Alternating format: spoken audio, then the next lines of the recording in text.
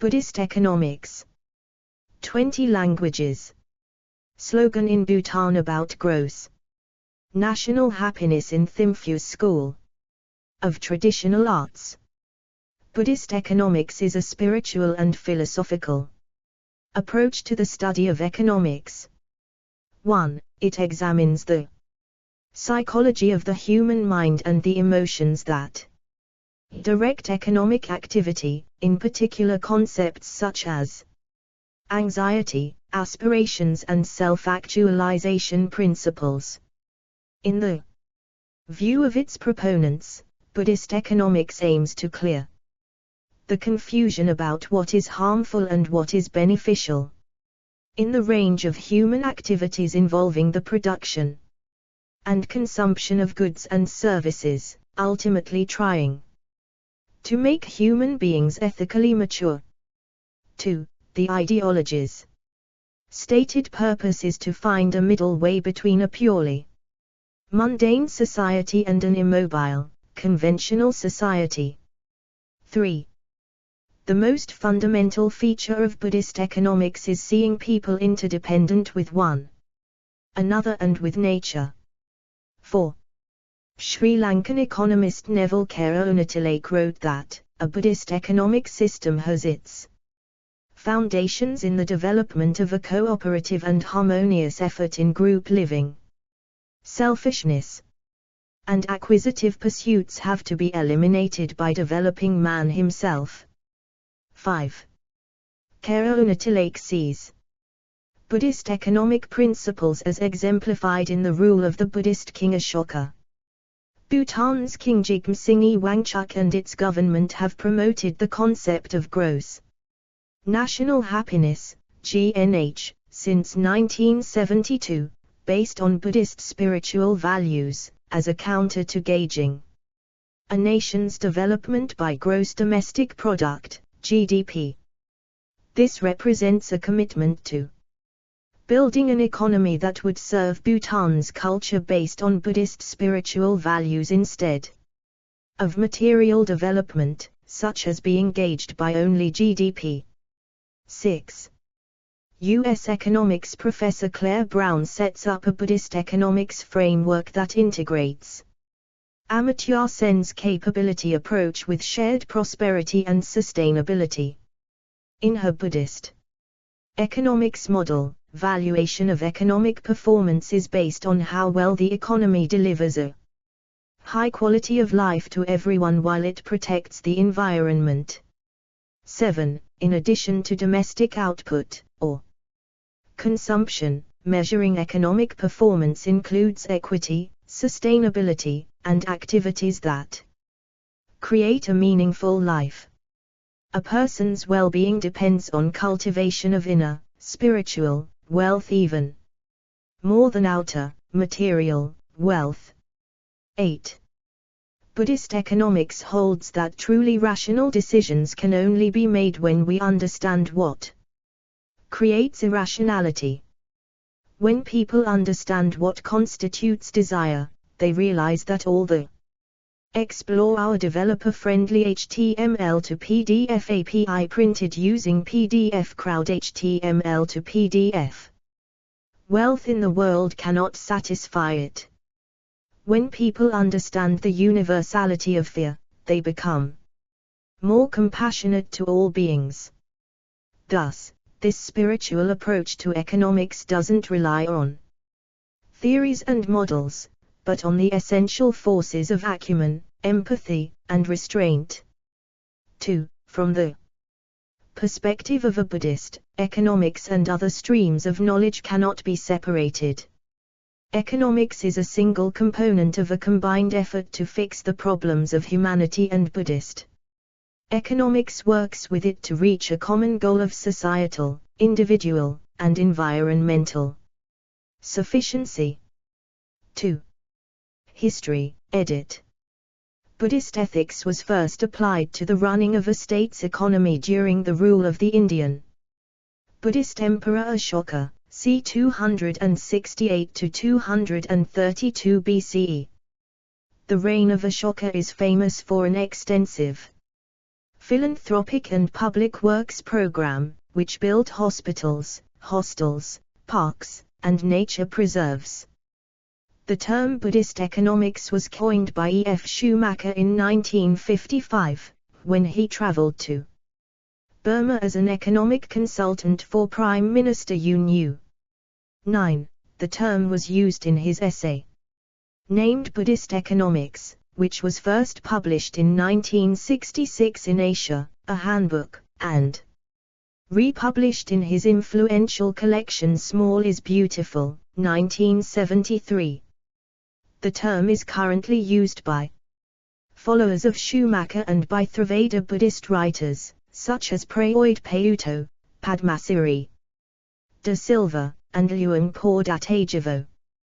The first conference of the Buddhist Economics Research Platform was held in Budapest, Hungary, from 23–24 August 2007.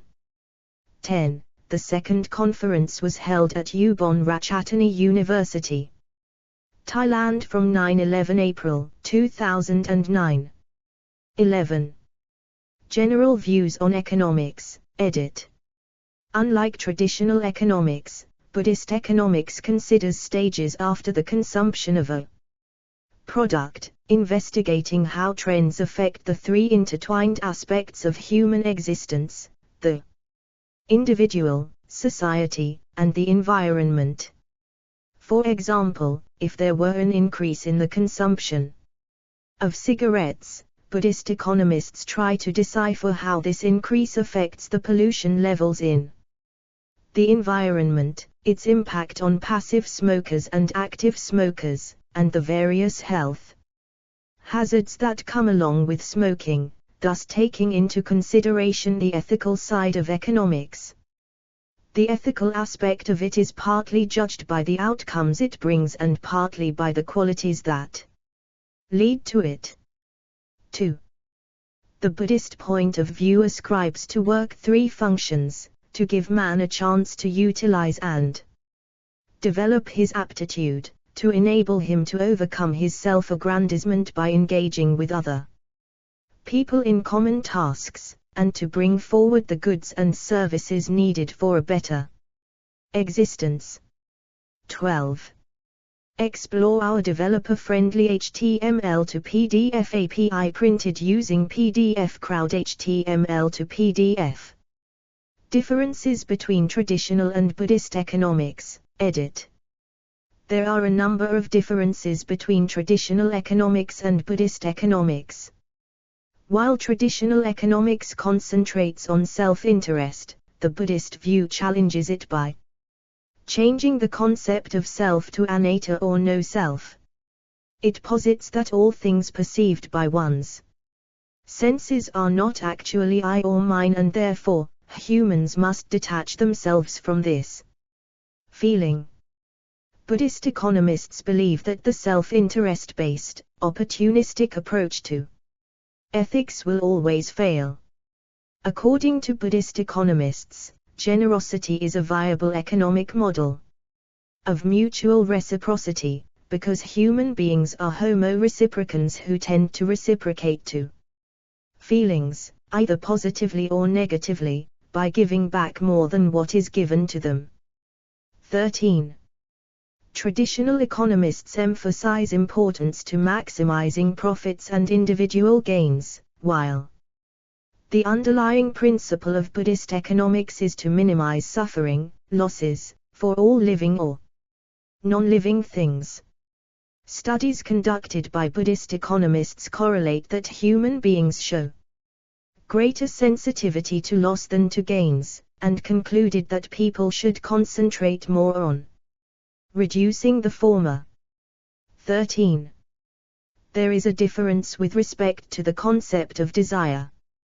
Traditional economics encourages material wealth and desire, in which people attempt to accumulate more wealth to satisfy those cravings. In contrast, in Buddhist economics, importance is given to simplifying one's desires.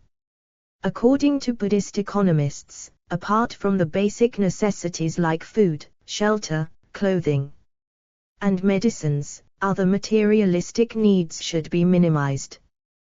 Buddhist economists say that overall well-being decreases if people pursue meaningless desires. Wanting less will benefit the person, the community they live in, and nature overall. 13. Views on the market are also different. While many economists advocate maximizing markets to a point of saturation, Buddhist economists aim at minimizing violence. Traditional economics do not take into consideration primordial stakeholders, like future generations and the natural world, because their vote is not considered relevant in terms of purchasing power. They think that other stakeholders such as poor and marginalized people are underrepresented because of their inadequate purchasing power, and preference is given to the strongest stakeholder. Therefore, they believe that the market is not an unbiased place, but truly representative of the economy. Thus, Buddhist economists advocate ahimsa or non-violence. Ahimsa prevents doing anything that directly causes suffering to oneself or others, and urges to find solutions in a participatory way. Community-supported agriculture is one such example of community-based economic activities. Buddhist economists believe that community-supported agriculture fosters trust, helps build value-based communities, and brings people closer to the land and their food source. Achieving this sustainability and non-violence requires restructuring of dominating configurations of modern business, which they advocate.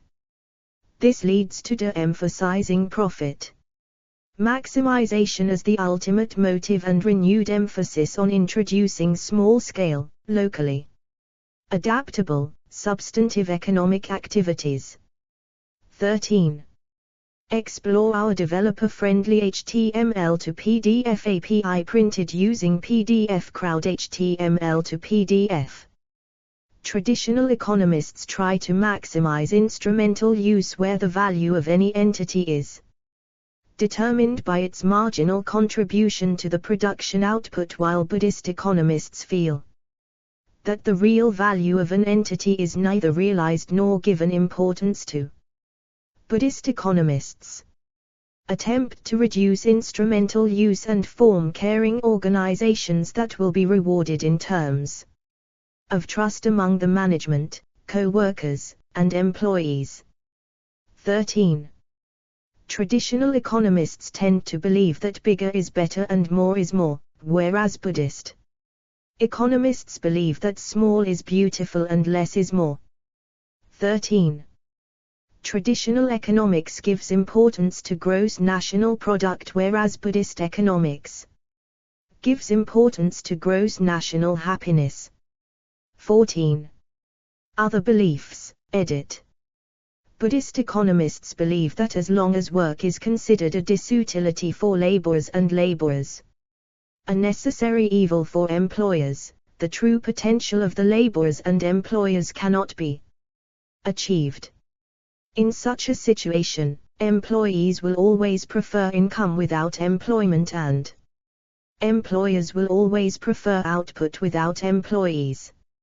According to them, people are unable to feel liberated not because of wealth but because of their attachment to wealth. In the same way, they say that it is the craving for pleasurable baubles and not the enjoyment from them that holds humans back. 3.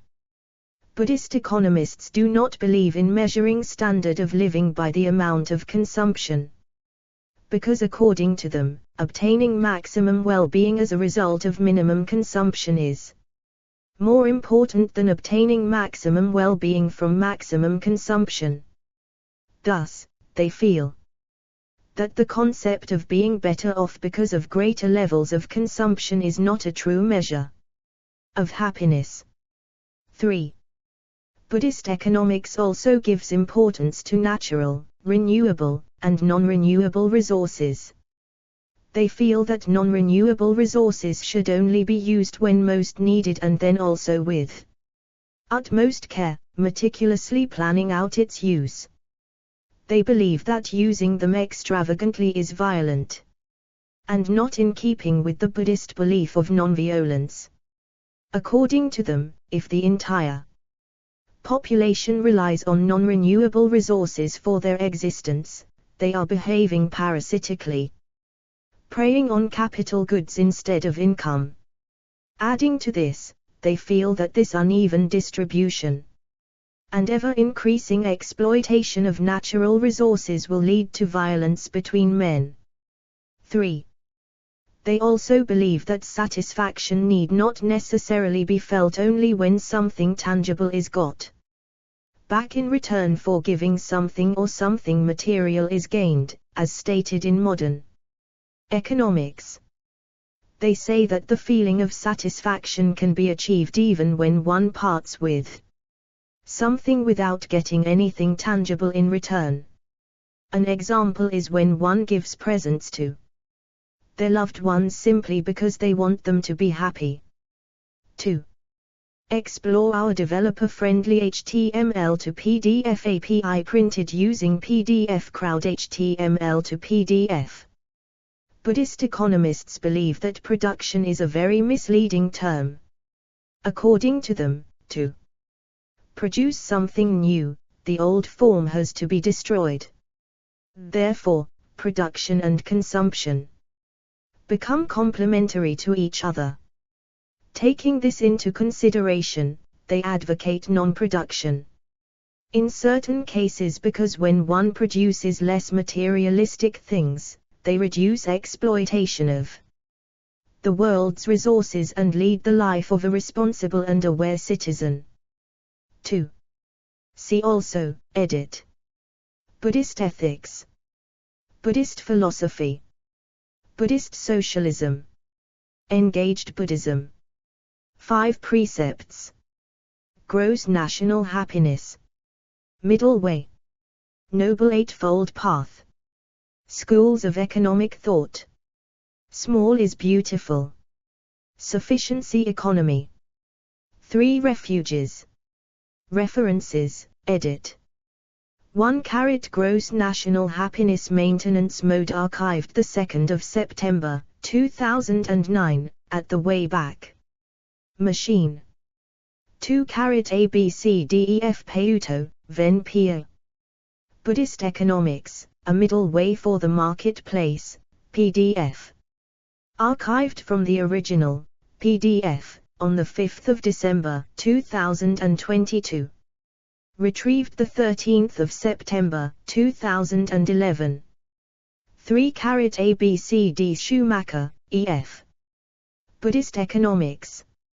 Archived from the original on 13 December, 2012. Retrieved 4 December, 2012. 4 Brown, Claire, 2017. Buddhist Economics, An Enlightened Approach to the Dismal Science. New York, Bloomsbury Press. 5 Carolina Lake, This Confused Society, 1976. 6 Policy Innovations, Redefining Progress. policyinnovations.org. Archived from the original on 13 April, 2016. Retrieved 18 July, 2015. 7 Sen, Amateur, 1999. Development as Freedom. Knopf. 8 The Symbolism of the Traditional Temple. 9 E.F. Schumacher, Life and Work archived 12 October, 2011, at the Wayback Machine. 10 Buddhist Economics, Conferences. Archive. Is 9 July, 2012. Archived from the original on 9 July, 2012. Retrieved 28 February, 2019. 11 Download latest Hindi Bollywood Punjabi Hollywood movies Friday. BuddhistEconomics.info. Archived from the original on 3 March 2019. Retrieved 28 February 2019. 12-Carat Buddhist Economics. www.worldtrans.org. Retrieved 28 February 2019. 13-Carat ABCDEF Zolnai, Lazalo.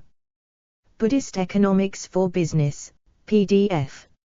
Retrieved 13 September 2011. 14-Carat Ads, Ambo Digital. Gross National Happiness. Ambo Travels. Archived from the original on 13 April 2019. Retrieved 10 December 2019. Explore our developer-friendly HTML to PDF API printed using PDF Crowd HTML to PDF. External links, edit. The Reality and Diversity of Buddhist Economics by Wolfgang Drexler. Buddhist Economics by Rufus Pollock. India's New Economic Model Sustainable Development the Buddhist Way. Dharma Economics by Susmita Berua. http://www.urbandharma.org/udharma5/buddhistco.html #sign preface. http://www.truehappiness.ws/what_economics.html https://www.archive.org/web/2021081222241084/buddhisteconomics.info/documents/puntus en.pdf